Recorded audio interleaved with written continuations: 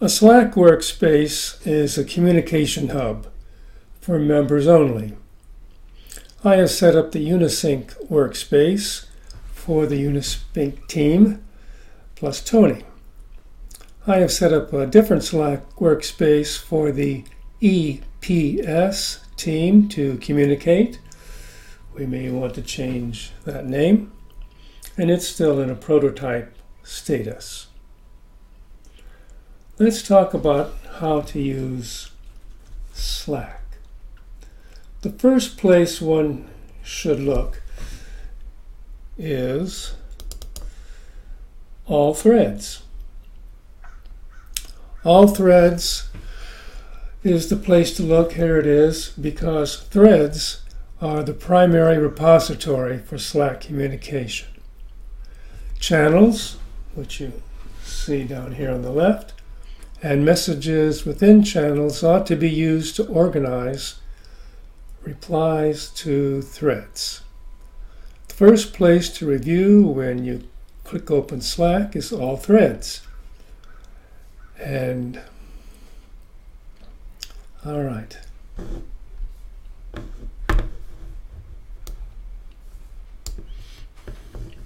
Let's talk about some of the channels that we have now. The first channel to look at is the Exploratory Review channel. This channel is set up as a place to conduct all pre-meeting discussions of prospective events, pre-UniSync meetings. Use a message to identify a prospective event. It could be already booked, or maybe it's not booked, and open a reply thread to discuss. Let's give it a try and see how it works. So here's a message.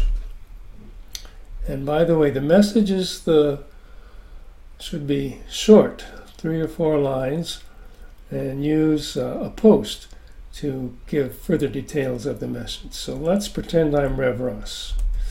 Rev Russ opens the message, discuss a new event in 6 months. 6 months. All right. Let's say that Russ has some information about this event. So the message is like a topic. If we go over here where it says plus and click on the plus sign, we can open a Google Docs file that has more details, or we can open a post right here within Slack for the details of this event that Russ wishes to discuss. Post. So here's a post. So the title of this is 6 months event. And the first heading I'm going to put in here is the introduction.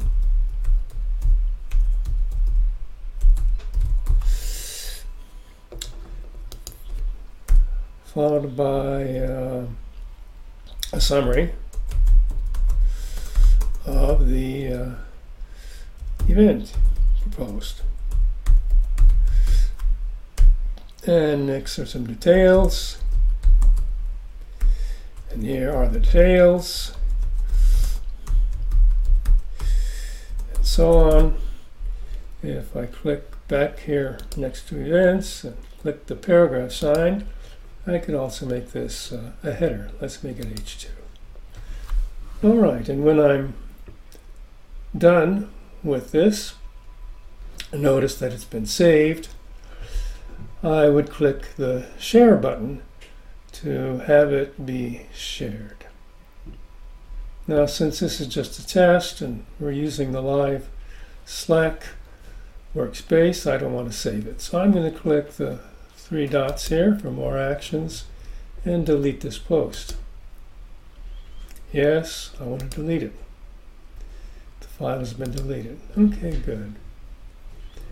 All right, now if I were to hit return down here, it would set up a new message. Rev Russ opens a message to discuss new events in 6 months, along with the post. But since this is our production database, I'm just going to delete this for now. The next channel to look at is the admin meetings channel. Here's a place where we can discuss administration issues. For example, we can organize UniSync meetings. We can publish agendas to meetings. For example, using the post to post the agenda, where we could format a temporary doc for review. If we have a longer term doc that we have stored in Google Docs, we could use the Google Docs file to create a document, or go over to Google Drive and retrieve something that we had stored there. So that's admin meetings. Next channel we set up is the event review channel. Notice that the event review channel is full of postings from Airtable. So I'm going to jump over to Airtable now. Let's look and see what's there. Here's Airtable. I'm in the wrong place here. Let me jump to the book and event table and Airtable. All right, here I am.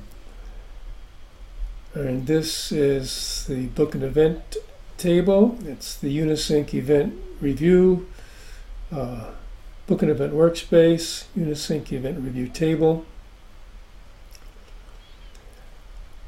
And let's, this is the view where I enter candidate events. Let's look at all review events view. All events view sorts everything by the event review date. So we see the event review date is April 2nd, 2019. Let's say that the admin action required for this review event, I'm going to click once and click again, was to add to the calendar for 6/22 and so on. And let's say that I had some questions about that. Let's say I were Tony. I had some questions about that. One way to deal with questions is to notice the event serial number, 180. Import event serial number, 180. How would I communicate to the UniSync team what my questions are? Here's the proposed way to do it. Flip back to Slack. Here we are. I'm now in the event review channel. I'm going to go up into the search area and type in 180. Search for 180. When I do that, I find out that Airtable has automatically posted events to the event review channel when this event was created and when it was modified. So I can click any one of these and it takes me down to 180. All right, let me flip back over to Airtable. 180 is the resilient advantage from HeartMath. That's 180. Okay, back to Slack. There it is, resilient advantage from HeartMath. And you can see that Airtable is posted to Slack 1, 2, 3, 4, 5, 6 events all at once. If I were Tony, wanted to have a discussion with Teresa about this, I would go up here and start a thread. This is where the primary area of communication is. So notice, I could add a reaction, just a little smiley face, start a thread, share the message with someone else, star it, and so on. Start a thread is the important place to click. When I start a thread, now I have a place at the bottom of the thread. Don't mix that up with the place over here on the left where I start a message. Rather, here is where I might ask a question of Teresa. So I might say, Teresa, I have this question.